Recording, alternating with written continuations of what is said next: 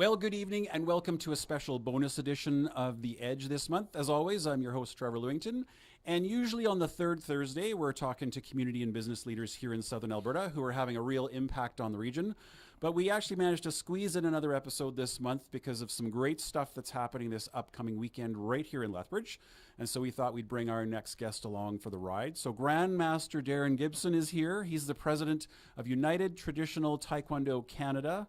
We're going to get into exactly what that is, but welcome. Thanks for joining me tonight. It's an honor to be here. Well, I'm excited to hear all about the event, but I thought we better at least start with some background. Can you talk about how you first got involved with Taekwondo? I think 40 years you'd said you've been at this 40, game. Almost 45.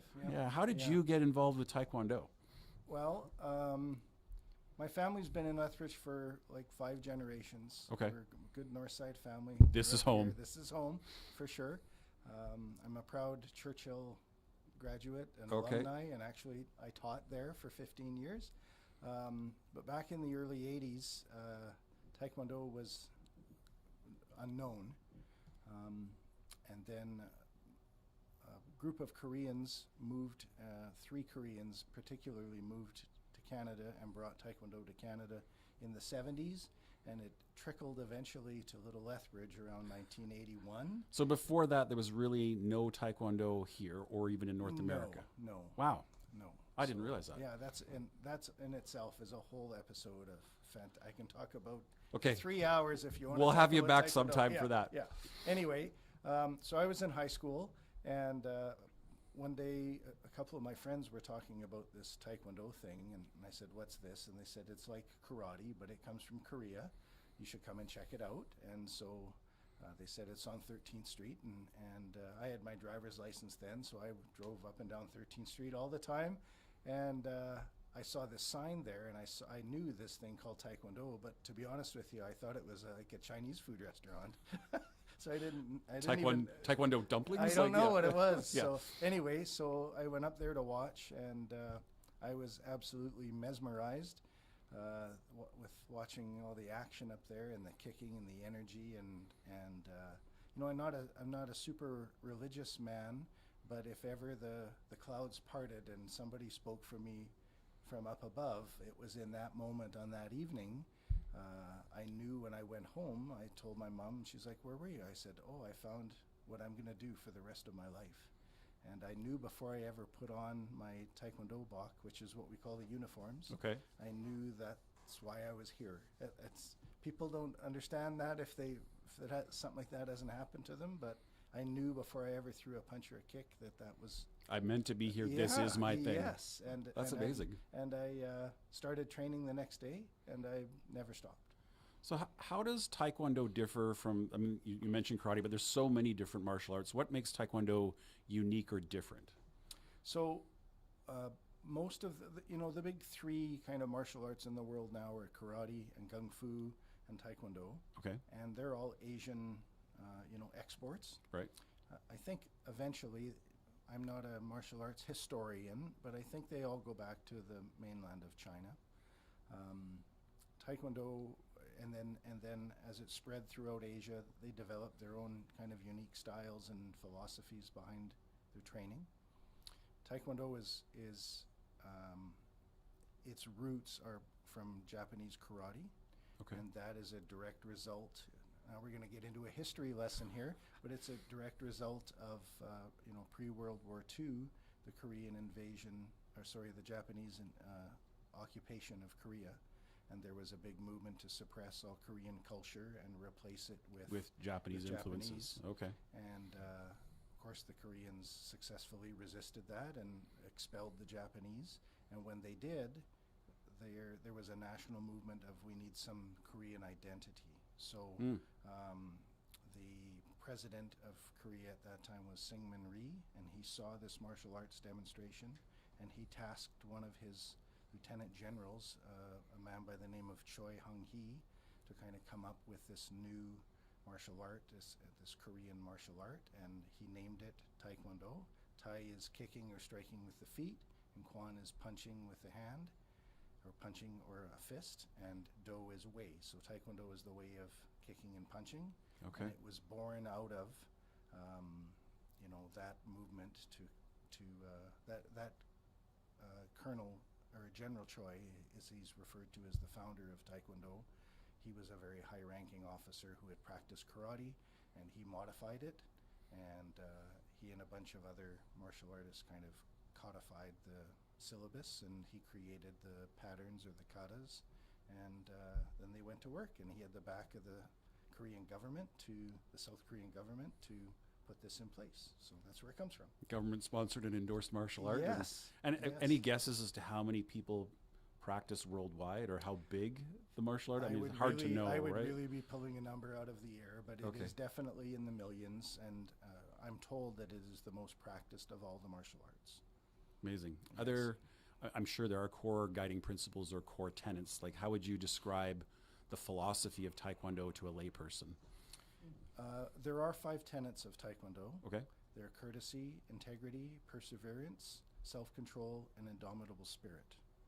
So those actually are on the walls of my dojang, which is what we call where we place. We have them painted on the walls there, and so that we teach kicking and punching, but I try to pass on to my students. We're trying to build you strong physically and sharp mentally, and spirit in the heart and empathy in the heart.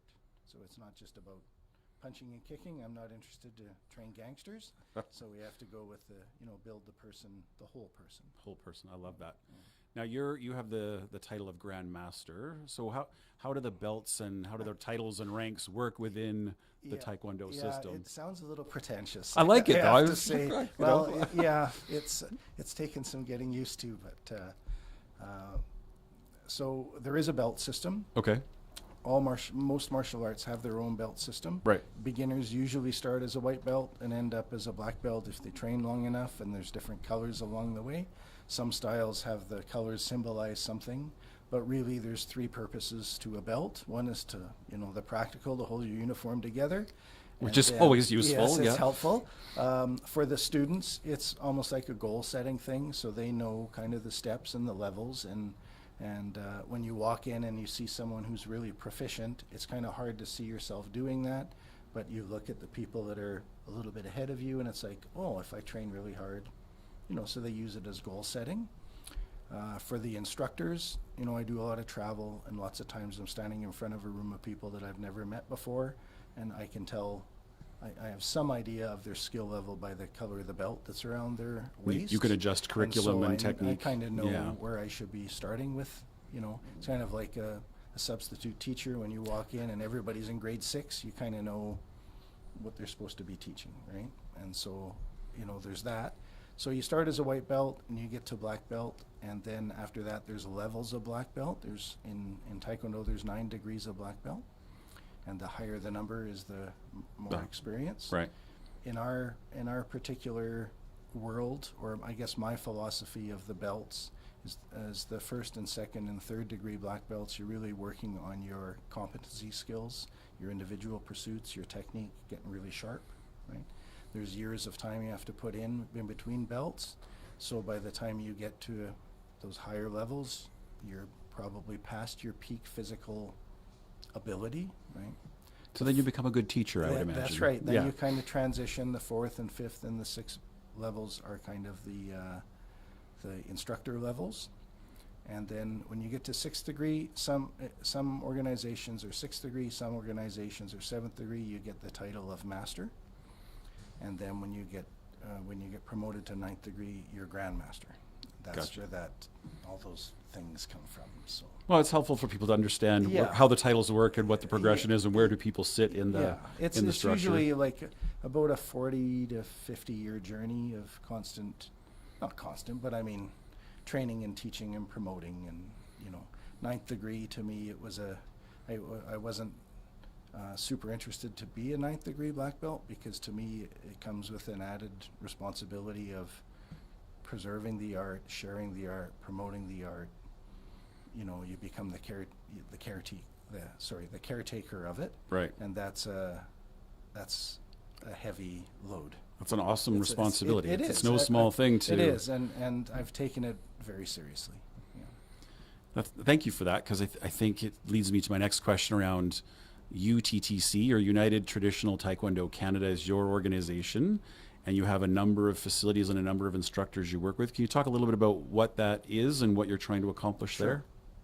An interesting thing in the world of martial arts is there is very little regulation in terms of licensing, oversight, those types of things. So it's kind of the Wild West. To be honest with you, if you wanted to throw a black belt around your waist and open up a school next week and call yourself... I could proclaim myself. You can proclaim yourself, and you could probably Photoshop some certificates and all of that stuff.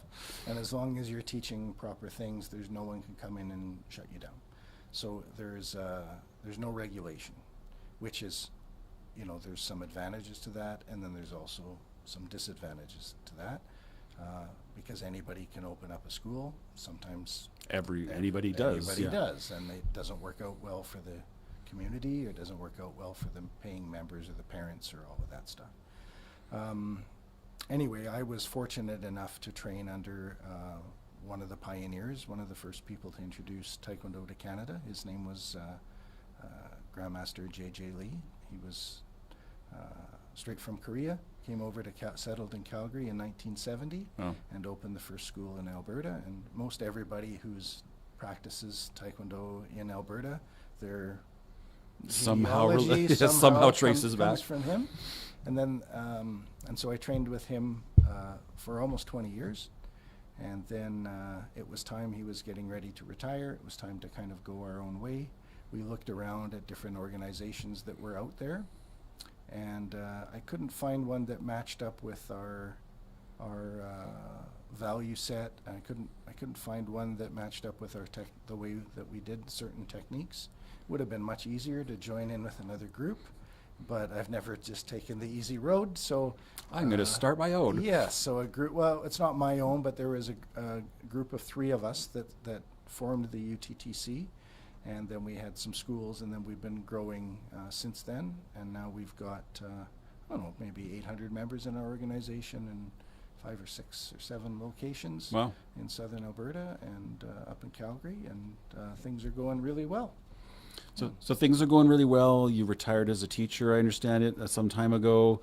And you decided, I'm just going to take something else on, and we're going to host this International World Cup. Yeah, well, yeah, yes, that was a big, this is the biggest thing I've ever been leading to organize, for sure.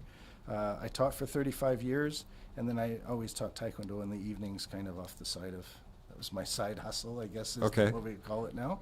And, during that time, we have been loosely affiliated with other groups because we wanted to give our students opportunities to travel and opportunities to participate in other events and get some international experience, something that I didn't have much of an opportunity to do when I was young, because when you're stuck out in the prairies and making $4 an hour and, I didn't come from money at all. Right. So I couldn't afford to travel and get to these places. So I always promised that when I was in the better position, then I would provide these opportunities for my students. So we found a few groups to kind of affiliate with.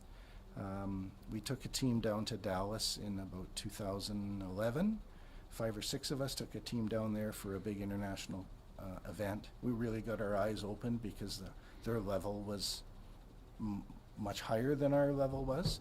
And so when we came back, we thought, you know what, this is attainable for us.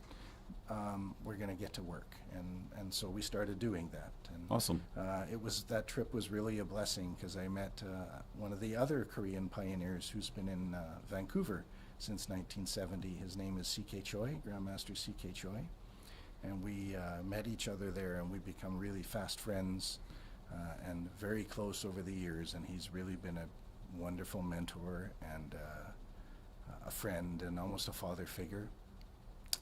And I can't wait to see him. He's flying in on Friday. That's fantastic. So it'll be nice to see him. But anyway, so through him, he exposed us to some other groups. And one of the groups is the biggest group in Europe called the TAGB, which stands for Taekwondo Association of Great Britain.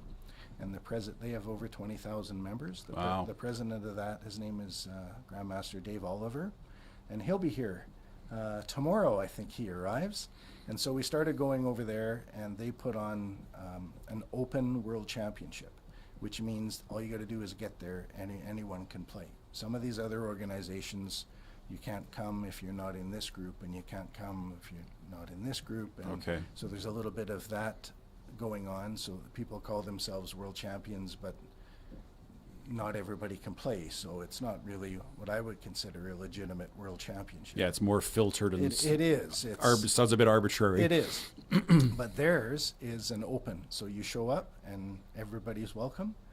And if you make the podium, you know you've really accomplished something. And so we started going over there in about 2013, and every couple of years we go over there for the World Championships. And every time our team gets a little bigger, and we've had some podium finishes, and I'm super proud that all three of my sons have made the podium at the World Championships. And but the last time we were out there, you know, they have started an organization called Taekwondo International, and we're part of that organization. Okay. And then, you know, sharing a recreational beverage with Grand Master Oliver, he was kind of lamenting about it's a lot of work putting these things on. It would be nice if someone else. We'd like to attend, but maybe Yeah, not host this time Yeah, around. because it is a massive undertaking, and so I thought, you know, he's been really good to the Taekwondo community, and everybody needs to take a turn. And so I talked to my partner, Grandmaster Colin Nonamura, and I said, I think we should do this. And he was, you know, are you sure? And I'm like, yeah, I think we should. And so that was about 2 years ago. We committed to doing it, and we've been planning it, and here we are. It's going to go in 3 days. I would say it's this weekend It's on this Saturday and weekend, Sunday, yeah, right? at the Lethbridge Trading Convention Center. And so what does the event entail? I mean, how many people are coming? How many matches are we talking about? This sounds like a big deal. It for me, it's you know, a personal milestone, 100%. But it's a massive undertaking. We've got 531 registered competitors from 15 different countries. Wow. We're at the Lethbridge Trade and Convention Center, or I think it's called Excite Lethbridge. Yeah, that's I'm the not brand, sure. yeah. Yeah, I'm not sure what it's. I think that's it. And so we've got Trade Hall B there booked for 2 days, for Saturday and Sunday. We go from about 10 o'clock until it's finished. It's probably 4 o'clock, 5 o'clock each day. We have 8 rings set up. We are live streaming all 8 rings. Lethbridge College has come on board to help with a bunch of All the equipment, broadcast tech and- broadcast yeah. tech, which is a whole thing unto itself. And we've got officials coming from the TAGB. We've got competitors from 15 different countries, and I've been doing emails and phone calls and travel visas and talking to ambassadors and high commissioners, and it's a lot more than I thought it was going to be, but it's been really fun and a good learning experience. And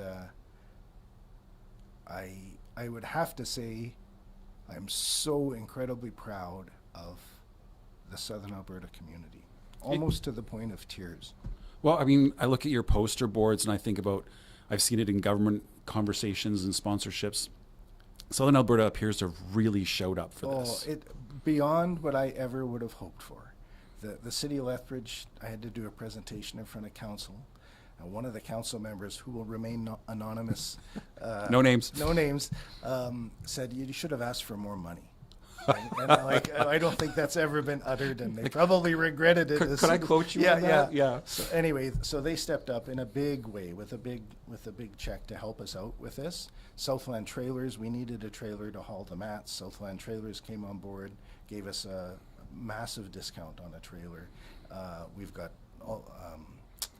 visitlethbridge.com, which is the hotel hotels, yep. association. They stepped up to the plate. Intercontinental Truck Body stepped up to the plate. The local dentist in Coaldale Dental Clinic. I know I'm going to forget some of the sponsors, and I apologize. But every single person that I've talked to in 2 years, no one has said no. Like That's amazing. From a person, small business on the street, the LA Gallery, did a gift card, and we have a big silent auction going on. We're big supporters of Kidsport. I was on the Kidsport board for 10 years, Okay. and some of our instructors are still on the Kidsport board. So we've supported them for 10 years and directly given them about $70,000 over that time, and then more than that in, memberships to kids that can't afford to train. Right. Because I was that kid. So they have a big silent auction. So people have been, golf passes and Yeti coolers and. That's so good to hear. It's just been, I'm absolutely blown away and so proud. Like, when we're thinking about where should we host this, we had a serious conversation about hosting it in Calgary because it's easier to get to. There's more attractions. People know where Calgary is because of the Olympics. The logistics are a little simpler. Yeah. But I said, no, I want to do it here because the community will step up. And boy, have they stepped up. Yeah. Well, and I think people are genuinely excited that there's participants from 15 different countries coming to little old Lethbridge Yes. for this weekend of, I'm sure it'll be chaos for you a little bit, but I mean, it's a well-honed, well-planned event, but this is a monster of a thing. It is. There's, we were talking earlier about the Grand Master title or whatever. We're supposed to have 19, but one has a sick father, so he had to cancel. We've got 18 Grand Masters coming.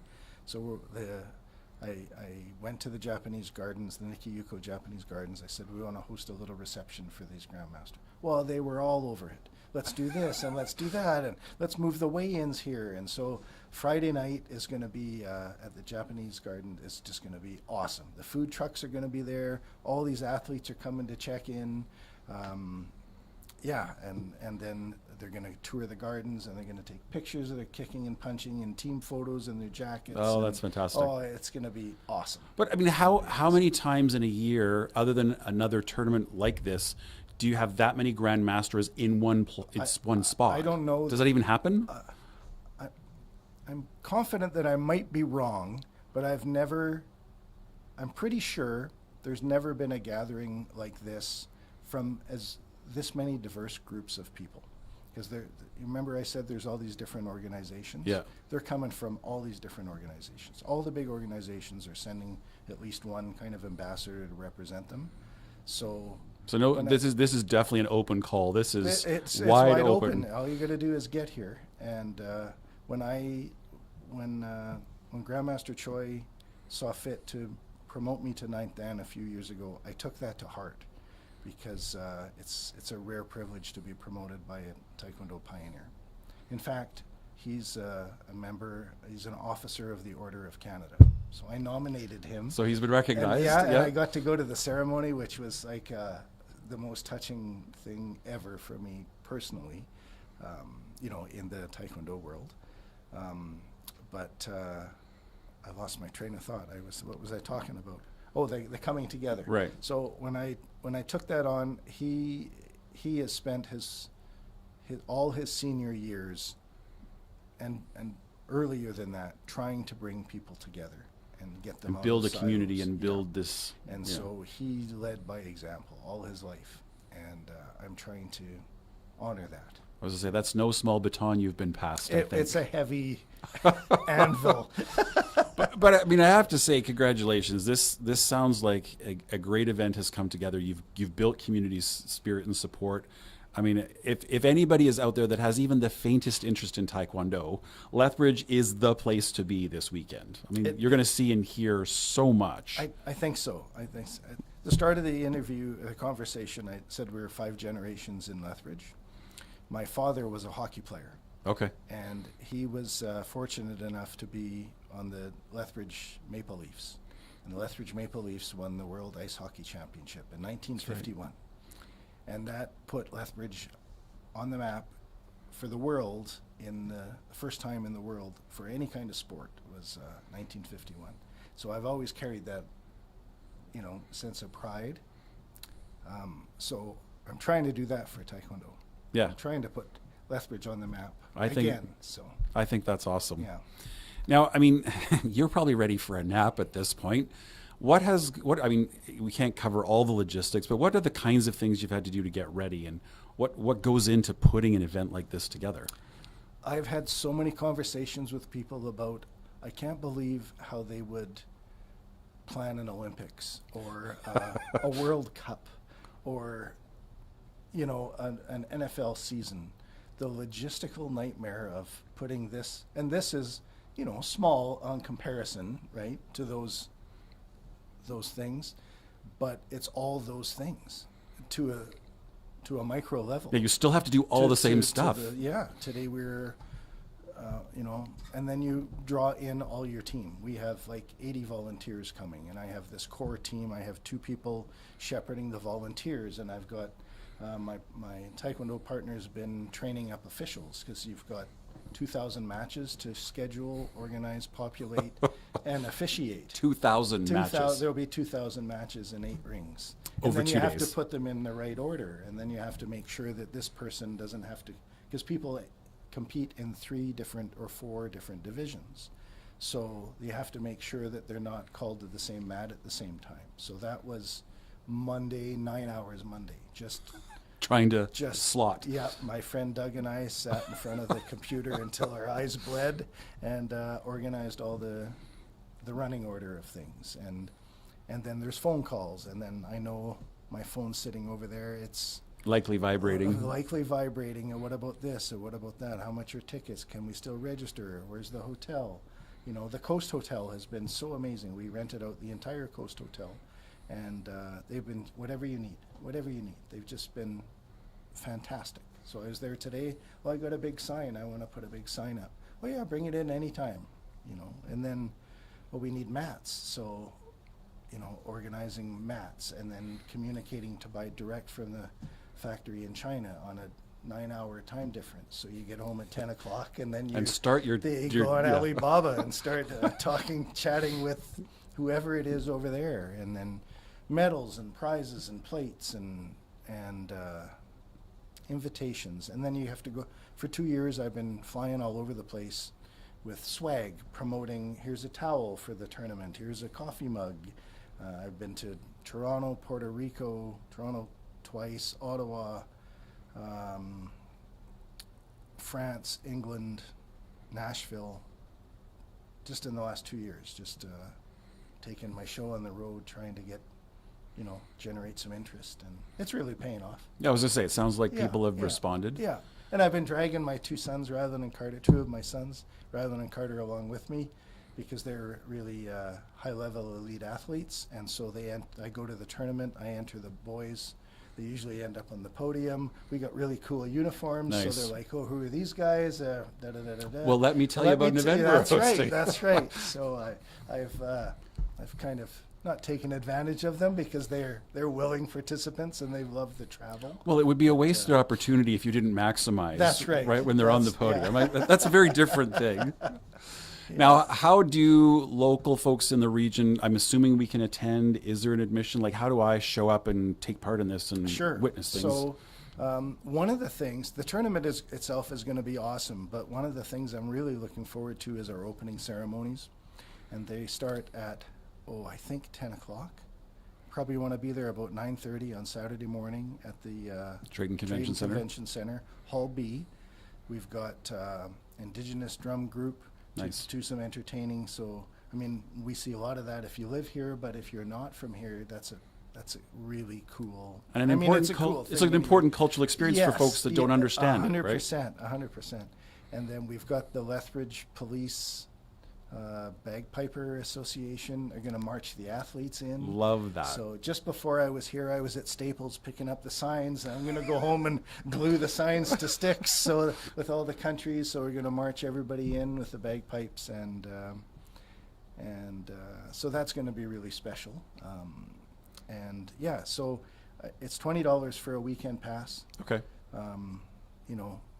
A super bargain compared to the Soccer World Cup ticket prices.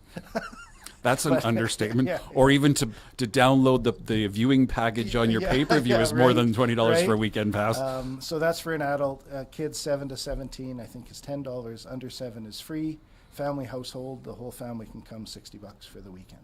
So yeah, that's a bargain compared to going out to a movie or and even going out for a meal. And you can get right up close. Like, we've got the rings, and then we've got those bicycle stanchions, but there's no bad seats in there. You can get right up close and see. And we're so excited. We have the best Taekwondo athletes. Many of the best ones in the world are going to be here this week. So very, very cool. Yeah. So that's this weekend, Saturday and Sunday, the 3rd and 4th. 4th and 5th. Sorry, 4th and 5th? At the Lethbridge Trade and Convention Center, Hall B. Yes, sir. And $60 for a family for the whole weekend. For the whole weekend. That, like, why would I do anything else? I know, right? Like, why would you do anything else? Why would you do anything else? Okay, so, I mean, this event's going to happen. It's going to be amazing.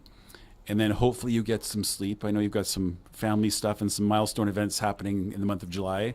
But what's on deck for you balance of year? Is it about recovery, or what's your focus after this event? Yeah, is it okay to tell you what I told you before? Yeah, absolutely, yeah. Okay, so the tournament is this weekend. I have the greatest wife in the world. Shout out Terry Ann. Very patient woman. Very patient. She's giving up, our 25th wedding anniversary is the 7th. So she's giving that up, and she's out running errands and writing my script, I think, as we speak for the welcome. So my 25th anniversary is on the 7th. And then my oldest son, Anthony, marries wonderful Brianne 2 weeks later. And then 2 weeks after that, I turn 60. So I've got really busy. And then we're doing a gym renovation. I didn't tell you that. We're doing a gym renovation in addition to that. So there's lots going on.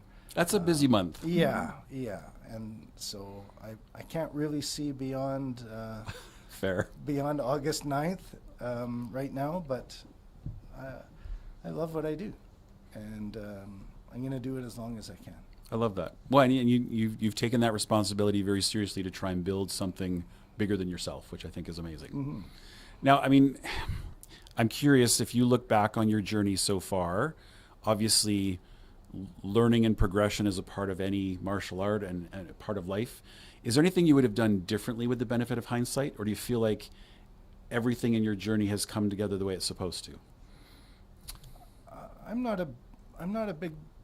don't have regrets. I wouldn't change anything that I've done. Okay. Even when you come up short, there's always a lesson in that. I tell students, I've never met a single person that has regretted continuing to train. I've met thousands of people that, I never should have quit. I never should have quit. Right? So I can tell that not training, people have regrets for not continuing the training. Right. Right? I haven't met a single one who's regrets staying. Zero. So that tells me we must be on the right path. Yeah. And another thing I tell my students is, through your training, through your interactions, the people that you meet, the experiences that you have, the bumps, the bruises, if you stay in Taekwondo long enough, it will give you whatever you need, even if you don't realize that you need it. You need to learn patience. It'll teach you patience. You need confidence. It'll help with confidence. Right. You need to make your body strong. Do that. You need to make friends. It'll do that. Right? All those things are the side benefits, the real benefits, really, of martial arts training. We live in a pretty safe community. I haven't had to punch or kick somebody for a really, really long time to get around in the world. We're blessed to live in Canada, the greatest country in the world, where it's a pretty safe place to be. People are training now for other purposes. Right. We don't have roving gangs in the streets. Yeah, this is not purely for self-defense and survival. It's and parents are registering their children for classes for all those things, for the self-discipline, for learning how to get along, for social skills, get them off their cameras or their cell phones, right? Right. Get them engaged and active, and we have such a fantastic group of instructors, and I think young people are starving for positive role models, right? Yeah. And everybody's under a microscope. If you're famous now, every little thing you do is blasted to beyond, so it's very hard to keep kind of a clean, wholesome image, even if they are clean, wholesome people. Everybody falls down a little bit. Yeah. But I think our young people are starving for role models. And, martial arts school, a good martial arts school is a good place to find them. Well, I mean, Jessie, who's off camera, running the technical side, and I were chatting before you got here off camera, just that we were talking about the pressure on youth through social media and perfect body, perfect relationship, perfect life, Instagram, but also the peer pressure for conforming to certain trends. And so, like, there's so many pressures on young people. I feel like the discipline and the structure and any martial art, any sport is a way for them to learn these other things without some of that noise and some of those distractions. It's so good. I tell the students, when you come in, you bow, you take your shoes off, you leave your troubles in your shoes. They'll be there when you come back. But when you're out there training on the floor, just release everything. Just work it all out. And then when you go back, you're better able to handle those pressures or troubles, or you have a clearer mind, clearer focus. So if there's people as old as me who have an interest versus my granddaughter who is active in Taekwondo, like, can anyone just show up? How do I get started? Yeah, we have a competitor this weekend. I think she's 75 years old. That's awesome. She's competing. She's a wonderful lady. Allison Harden from the United States is coming up. A good friend. Her husband is Grand Master Harden, leader of a big group down in I think they live in Deer, Arkansas. Okay. So it's been so cool to meet all these cool people. Grandmaster Jack Stevens is coming up. He always calls me his brother all the time, and that's just through those connections. But anyway, I start kids as young as 5. Okay. And then there's no upper age limit. People, it's a hard thing to walk into a martial arts school because it can be really intimidating. Like, signing up for square dancing can be a little bit intimidating because it's new people and you don't know anything. And I would struggle to do that, I think. Right, yeah, so I I can't think so imagine too. walking in. I think so. Is square dancing even a thing anymore? Yeah, I don't know. That shows my age. But starting a martial arts, walking into a martial arts school can be very intimidating because there's people have this misconception that I'm going to get hurt here or beat up, or Right. what if it's like the bad guy in Karate Kid or whatever. So that can be really intimidating. The hardest part is just walking in the door and watching. And people think you have to be in shape to start martial arts. No, you start martial arts to get in shape, right? To start. So to start. So you have to choose your martial arts school carefully because there's no regulation. Anybody can open a school, and there's some shady. In every walk of life, there's shady people. So it's a good idea to go and watch, talk to the instructor, get a sense of the vibe of the place, watch the classes, see how intense the workouts are, see if it's a good match, and then make your decision. So, yeah, there are some schools that take little children, 3 and 4 year olds. I could fill my class with 3 and 4 year olds, but I don't think they're ready for that at that age. So Okay. I tell people honestly, and this might offend some other martial arts school owners, but you know who you are. But No names. But no, and do what you want to do. But for me personally, it feels like kind of expensive daycare. So I want kids to be at least in preschool, so they're learning how to cooperate and get along. They're having some of those social interactions. They've already started on that journey. And and so once they're 5, then we can start really working with them because they understand instruction a little bit better, right? So yeah, 5 to 105. Okay, I love that. I'll let you know how long. I'm missing my knees now that they're gone, but I'll let you know how much longer I can go. Cool. Now, speaking of that, you've got a lot going on, not just with this tournament, but in regular life. The month of July sounds crazy. How do you stay centered? How do you keep balance? Obviously, your practice of Taekwondo is part of that, but what do you do to keep yourself healthy and balanced and functioning and being, doing all the things you need to do? I don't like that question. Okay. No, well, the I'm show's just called kidding. The Edge, so I No, ask no, everybody. I'm just kidding. I don't like the question. No, the question is good. It's the answer is not going to be good. 'Cause Okay. if I'm being totally honest, I haven't done a very good job at balance. Okay. And so when this tournament is over, I've been preparing my family and friends. It's like I have to take a deep look inward, and I have to figure out what the next chapter is going to be like, because it's very easy to get sucked into the vortex of doing, and I love doing things for other people. It really fills my bucket, but I've done it at the expense of my own health to some extent, and pursuing some of my own interests. So turning 60, I think, is a good time to Maybe take a moment and take reflect. a moment, look in the mirror, and see what the next chapter is going to be for me. I could walk away, I think, from Taekwondo after 45 years, and no one could say that I didn't give it a good shot. But I'm not prepared to do that. I still love doing what I'm doing, but I also have to carve out a little bit of time for put Grand Master Gibson on the shelf and carve out a little time for Darin. And I don't think there's anything wrong with that, right? No, I hope not. Yeah, I think I don't care if there is, but because that's what I'm going to do. You only get one spin around the universe, so you got to enjoy it. you got to make it count. Yeah. Well, thank you. I mean, our time has flown by. I appreciate you spending some time with me, especially when you're so busy with all the final prep. Is there any final message you'd like to leave with our audience tonight about Taekwondo, about what you do, about the event?